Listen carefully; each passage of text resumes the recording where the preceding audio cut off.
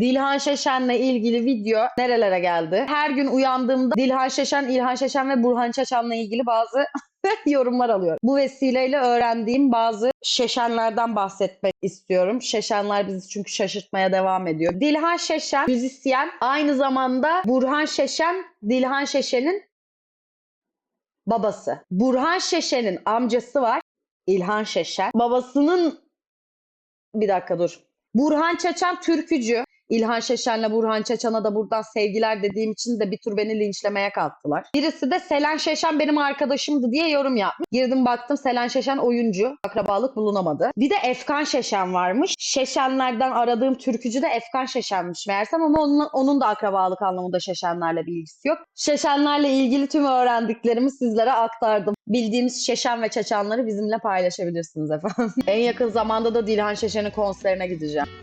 Şaşan. Şaşan, Çaçan, Tamam.